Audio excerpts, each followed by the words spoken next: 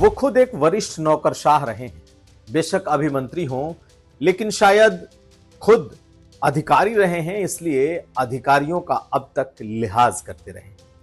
लेकिन उनके भी धैर्य की सीमा खत्म हुई, उनके भी सब्र का बांध टूट गया और अधिकारियों की बैठक में ऐसे लताड़ा है, न भूतो न भविष्यति। जी हां, बात हम अरविंद शर्मा की कर रहे हैं, बिजली मंत्री की। और बिजली मंत्री का जब सब्र का बांध टूटा तो अधिकारियों को उन्होंने क्या क्या सुना दिया, किस तरह की चेतावनी दी है, और क्या ये सिर्फ उनके और अधिकारियों तक की बात रह गई या फिर इस मुद्दे पर सरकार भी घिर रही। आज हम ये समझेंगे। ये भी जानिए कि मुख्यमंत्री योगी आदित्यनाथ ने रवि किशन को क्या सुना दिया है। हंसते हंसते ही सही, लेकिन कुछ ऐसी बातें वो कह गए हैं कि अगर उनका मकान नाले पर बना निकला तो उस पर भी बुलडोजर चल जाएगा। ये खबर क्या है? ये खबरें आज का यूपी में। नमस्कार, मैं हूं कुमार अभिषेक, आप देख रहे हैं यूपी तक। हम हाजिर हैं अपना न्यूज शो आज का यूपी में। तो आखिर बिजली मंत्री एके शर्मा का गुस्सा क्यों फूटा है? क्यों उन्होंने अधिकारियों की भरी क्लास में अधिकारियों की खूब क्लास लगाई है, जमकर खरी खोटी सुनाई? ये ऐसी बातें हैं जिसके लिए कम से कम एके शर्मा नहीं जाने जाते। एक सौम्य अधिकारियों की तरह बातें करने वाला शख्स कैसे नेताओं की तरह अफसरों को हड़काने लगा, यह अपने आप में एक नई चीज दिखाई दी। लेकिन शायद मंत्री के पास भी अब कोई ऑप्शन नहीं था। इतने सालों से मंत्री हैं, एक ऐसे मंत्री की पहचान जो सब कुछ सुन रहा है, जो सब कुछ देख रहा है, लोगों के ताने सुन रहा है, सड़क चलते लोग रोक रहे हैं, माला पहनाते हैं लेकिन फिर ताने देते हैं, मंदिर जाते हैं तो रोक दिए जाते हैं, बाद में हालांकि मंदिर प्रशासन दोबारा दर्शन कराता है। ये तमाम चीजें ऐसी हो रही थी जो कहीं ना कहीं चुभ रही थी एके शर्मा को। वजह बिजली संकट, वजह बिजली बिल, वजह बिजली अधिकारियों की ऐसी नाकामी जिसकी वजह से जहां जहां एके शर्मा जो बिजली मंत्री हैं वो जा रहे थे, वहां वहां उन्हें लोगों की नाराजगी झेलनी पड़ रही थी। आप इन तस्वीरों को देखिए, कैसे कुछ दिन पहले जब वो सुल्तानपुर पहुंचे थे तो उन्हें लगा कि लोग उनका स्वागत करने पहुंचे हैं, लेकिन लोगों ने स्वागत तो किया, उल्टे उन्हें खरी खोटी भी जमकर सुना दी। एक तरफ माला पहना रहे थे, दूसरी तरफ उनके विभाग को खूब ताने दे रहे थे। मंत्री जी को चुपचाप जय श्री राम के नारे लगाकर जाना पड़ा। इन तस्वीरों को देखिए। केवल 3 घंटा बिजली मिल रहा है, 3 घंटा 10 मिनट सर, 24 घंटे में 3 घंटा बिजली मिल रही है सर। सरकार के साथ में पलीता लगा रहे हैं। अब दूसरी तस्वीर देखिए वृंदावन की। यहां पर वो बिहारी लाल जी के दर्शन करने गए, लेकिन इतना विरोध हुआ कि उनके लिए दर्शन करना मुश्किल हो गया। वहां के लोगों ने उन्हें रोक दिया। कहा यह गया कि उनका तो दर्शन भी नहीं हो पाया। हालांकि बाद में उनके दर्शन कराए गए और बाकायदा सूचना विभाग ने वो फोटो भी जारी किया कि ऐसा नहीं है कि उन्हें रोका गया। लेकिन बेइज्जती तो हो ही रही थी। जगह जगह जहां जहां जाएं वहां बिजली को लेकर उनकी सरेआम बेइज्जती, सरेआम उन्हें रोका टोका जा रहा था। वजह गलत बिजली बिल, वजह बिजली विभाग की मनमानी, वजह जगह जगह बिजली का नहीं पहुंचना, दावे 24 घंटे के लेकिन 6 घंटे 7 घंटे तक बिजली का नहीं होना, अधिकारियों से जबरन पैसे वसूली, गलत बिजली बिल देकर पैसे वसूली, बिजली काटना, तमाम ऐसी चीजें हो रही हैं जिसे लेकर के लोग नाराज हैं। यही नहीं, निजीकरण को लेकर खूब चर्चा कि अब डिस्ट्रीब्यूशन का निजीकरण होगा।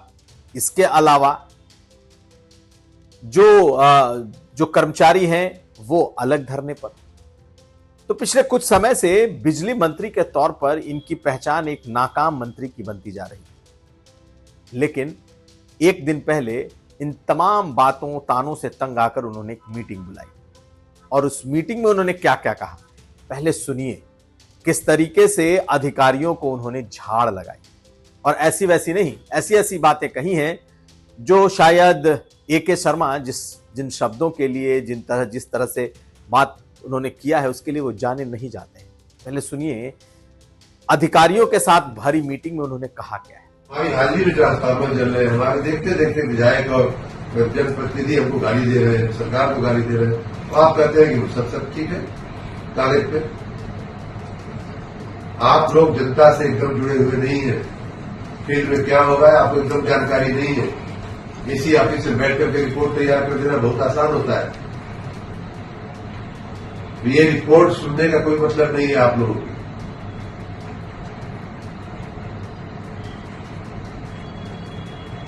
आप लोगों ने मैं आज बहुत ही नाराज, बहुत ही दुखी होकर के यहां आया हूं।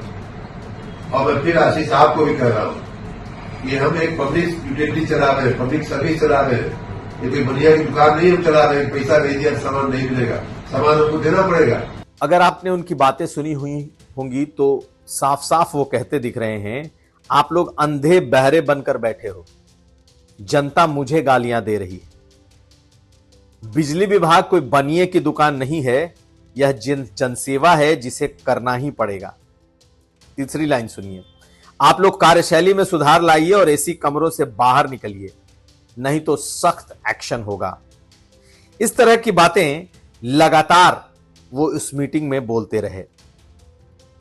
उन्होंने कहा कि हमारे सामने विधायक जनप्रतिनिधि हमें और सरकार को गालियां दे रहे हैं और आप लोग कह रहे हैं कि सब कुछ ठीक है। ऐसे नहीं चलेगा, कार्यशैली में सुधार लाइए, एसी कमरों से बाहर निकलिए, नहीं तो अब आपकी खैर नहीं है।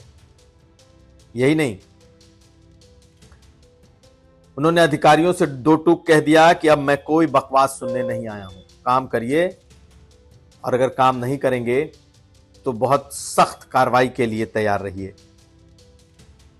उन्होंने एक अधिकारी का नाम लिया और कहा कि हम कोई प्राइवेट दुकान नहीं चला रहे, पैसा नहीं है, बिजली नहीं है, यह पब्लिक सर्विस है, हमें सेवा देनी पड़ेगी। हम ये नहीं कह सकते कि पैसा नहीं है, बिजली नहीं दे सकते।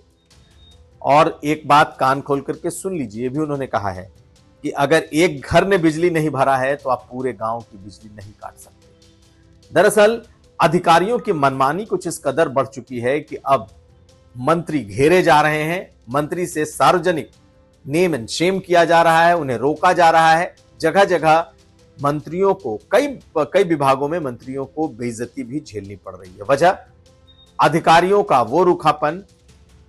क्या अधिकारियों के ऊपर कोई लगाम नहीं, या फिर अधिकारी अब मंत्रियों से ऊपर हो चुके हैं? दरअसल उन्हें डर इस बात का है ही नहीं कि आखिर उनके साथ हो क्या रहा है, करने वाला कौन है। मंत्री उनका कुछ बिगाड़ नहीं सकता, ये उन्हें मालूम है। इसलिए अब इन मंत्रियों का गुस्सा अधिकारियों पर फूट रहा है। तो ये पहली बार है इस तरीके से कि ए.के. शर्मा बिफरे हैं और उन्होंने खूब जमकर खरी खोटी सुना दी है। लेकिन क्या इन सब के बाद भी अधिकारी सुधरेंगे? क्या बिजली विभाग बदलेगा? और अब बात सिर्फ एक विभाग की नहीं, कई विभागों के मंत्री बेहद खफा हैं। नंद गोपाल नंदी सार्वजनिक तौर पर मुख्यमंत्री को पत्र लिख चुके हैं कि अधिकारी उनकी नहीं सुन रहे।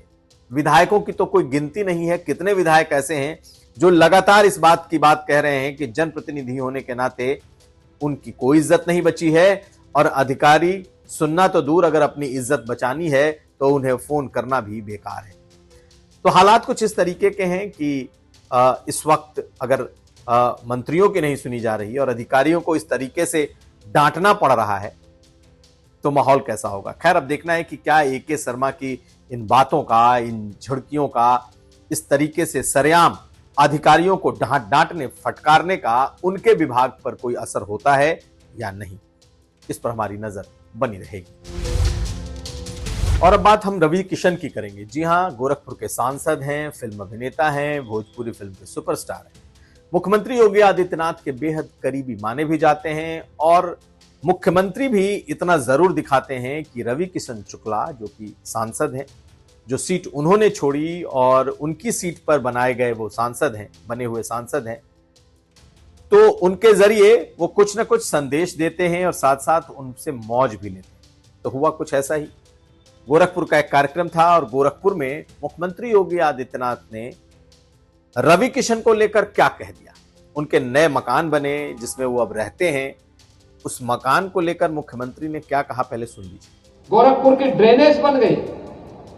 अन्य शहरों में बड़ा कठिन होता है, जब बड़े कोई नाला को बनाना होता है तो उस नाले में पहले से लोग बसे होते हैं। जैसे रामगढ़ ताल में रवि किशन ने नाले के ऊपर घर बनाया हुआ है, और इसीलिए हम लोगों ने पहले ही एक व्यवस्था बनाई कि भाई देखो, नाले के ऊपर मत बनाओ, ये देर सवेर भाई जनता को असुविधा होगी तो परेशानी होगी। तो इसीलिए हमने उनको कहा कि भाई देखो, नाले से थोड़ा हट करके बनाना, जिससे जल निकासी प्रॉपर हो सके। और अभी मैं उनको दिखा के आया हूं, अभी मैं दिखा के आया हूं अंदर से कि अर्बन फ्लड मैनेजमेंट सेंटर कैसे काम करता है। देखिए, अब ये नहीं हो सकता है कि वो नाले के ऊपर कोई भी बना दे और पता ही ना लगे। अब तो मशीन से ही सब पता लग जाएगा, सेंसर बता देगा कहां पे नाला जाम हो गया है, और फिर वहीं से बटन दबा करके उसको खुलवाने की व्यवस्था भी हो जाएगी। तो साफ है कि मुख्यमंत्री ने कहीं ना कहीं मौज ली कि भाई आप अपना मकान देखिए, क्या आपने अपने मकान को सही जगह पर बनाया है या नहीं बनाया है, और अगर गलत निकला तो फिर वही होगा जो दूसरों के साथ होता है। हालांकि मुख्यमंत्री ने इस माध्यम से एक संदेश अपने क्षेत्र की जनता और सबको दिया है कि भाई देखिए, मेरे लिए सांसद और दूसरे लोगों में कोई फर्क नहीं है। अगर इनका मकान भी गलत जगह पर, सरकारी जमीन पर, सरकारी नाले पर बना होगा तो इन्हें भी झेलना पड़ सकता है। तो बात उन्होंने हंसते हंसते कही, ठहाके खूब लगे, लेकिन इसमें एक संदेश भी छुपा है कि मुख्यमंत्री का कोई कितना भी अपना क्यों ना कह ले, अगर वो गलत होगा तो उसे भी झेलना पड़ेगा। लेकिन क्या उनका मकान गलत, क्या नाले पर बना है, क्या या फिर इसमें सब कुछ ठीक है? दरअसल माना यह जा रहा है कि उनका मकान सब कुछ ठीक है, लेकिन रवि किशन के बहाने उन्होंने लोगों तक एक मैसेज जरूर भेजा है। तो यह था आज का यूपी। हम कल फिर हाजिर होंगे। आप हमें दीजिए इजाजत। देखते रहिए यूपी तक।